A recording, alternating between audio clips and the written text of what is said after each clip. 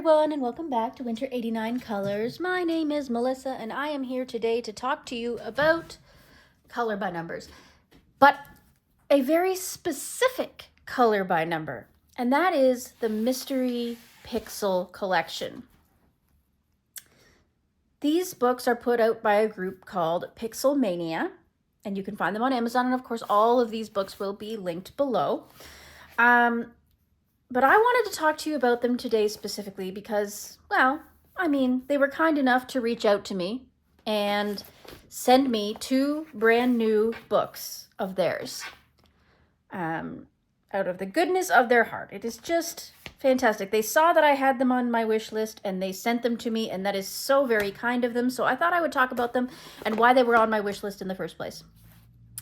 If you've been on my channel before, you may have seen these 2, which I've had for some time, and I have been slowly working my way through.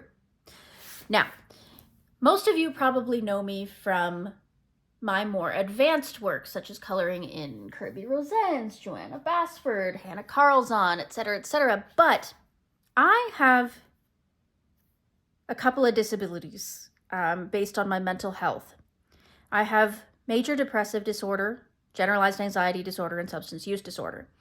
And I find that on bad days, the kind of braining that is necessary to color in those types of books, too much. I sometimes just can't do it.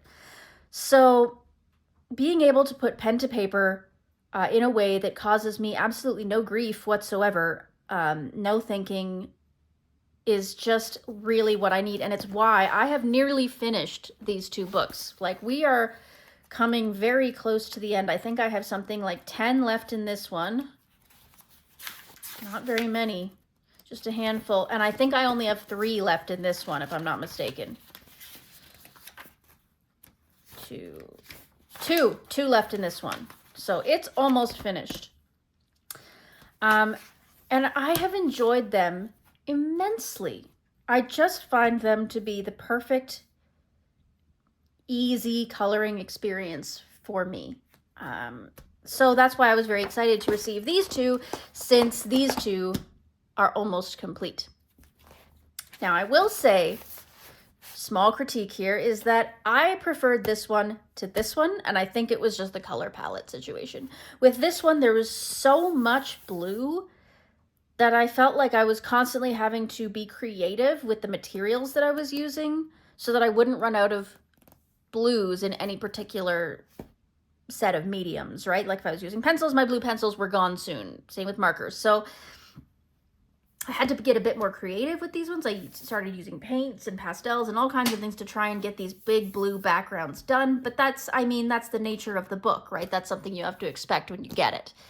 Not really anybody's fault. It is what it is. The other small critique that I do have about these books is that the paper is very, very thin. Like, it's basically newsprint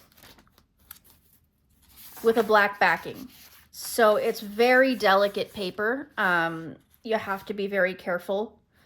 Now, on that note, it's not like we're going to be using our best watercolors and things in here, right? It's a pixel book, so you're just going to be using something inexpensive: crayons, pencils, water-based markers, and those all work fine in here, especially since it's not like we're trying to do layers or blend. We're just doing block coloring, so that works out perfectly fine.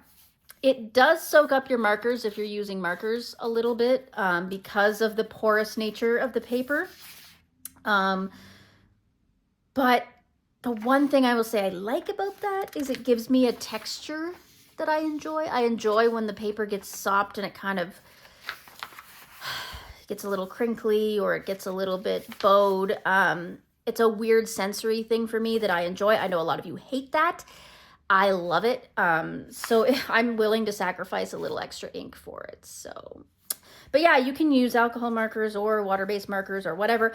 I'm finding lately that my favorite material to use in here is water-based markers, particularly Crayola Super Tips.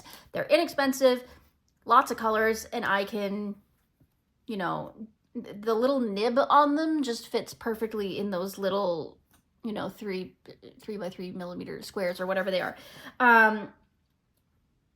So I enjoy that, but I've used pencils and crayons and all kinds of other things in here as well. So either way, very enjoyable.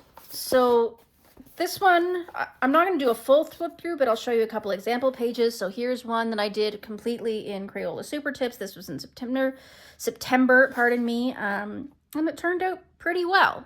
As you can see, you get that real mystery feeling to it. It, you know, it can look very, very random when you first start it, but by the end, it definitely, if you take a step back, you can really see the full picture on top. Here's another one, and this one I put some cheap glitter glue over top of what is supposed to be the moon here to give it a little extra bling. Sometimes I like to do that just to add some fun. Here at the front, this one was done entirely in pencil. As you can see, that works out just fine as well. So very fun. I like the, oh, I forgot those two little guys there. Anyway, I like the color palette in this one. I find it's very diverse. As you can see, I took the color palette off the back so that I could have it beside me at all times, but you of course don't have to do that. They are all written on the page. The nice thing is that in each book, the color palette is consistent. So every page will have the same color palette. You don't have to worry about from one page to the next changing up your color palette. But from book to book, there is a different color palette. So as you can see, we'll use the two new ones as an example. The two color palettes are not exactly the same. You've got much more yellows and oranges in this palette versus this palette, which has a lot more browns. And this palette, you've got a lot of pinks and purples and, you know, less so here.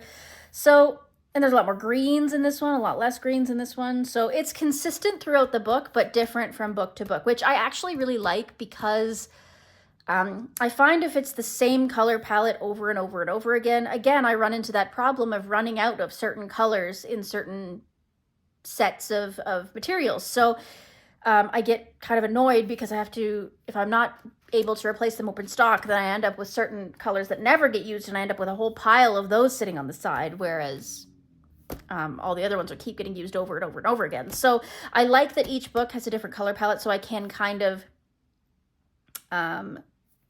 shift my materials around and be able to use them up all differently. So as you can see, it gives you a few examples on the back of what you're going to be getting yourself into.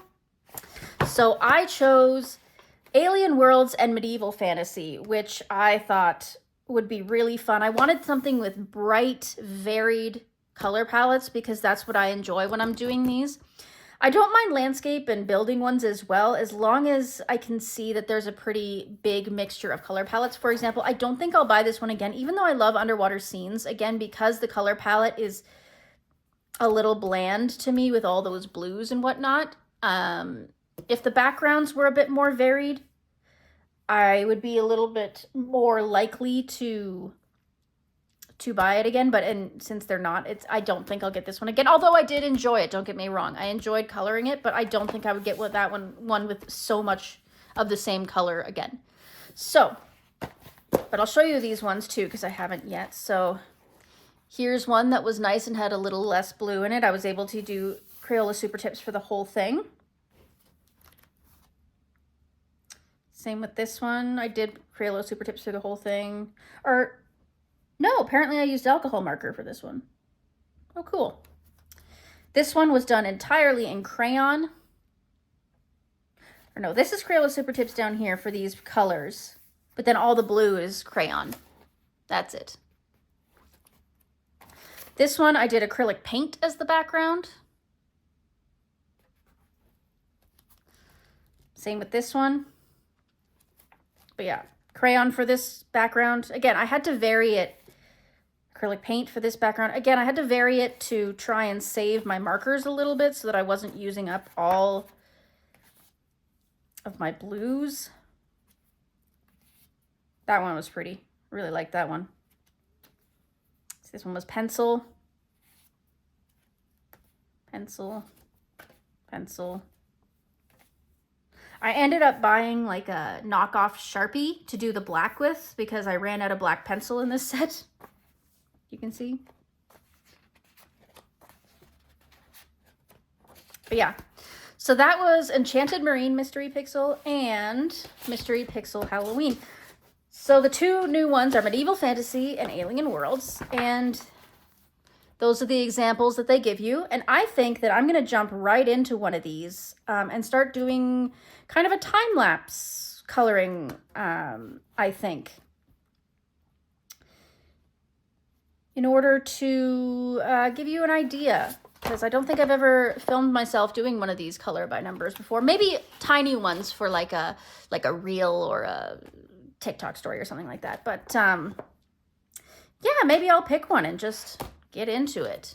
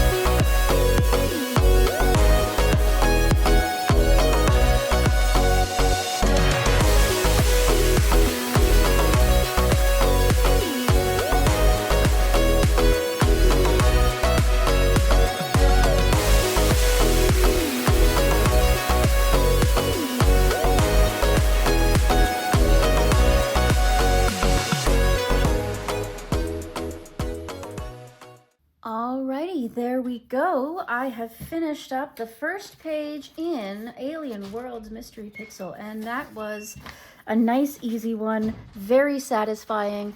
I am so glad that I was able to do this on camera with you. And if you want to check out the description down below, you will notice the links for all of these books are available. If you have any questions, make sure you pop them down in the comments, and I will see you in the next one. Toodaloo!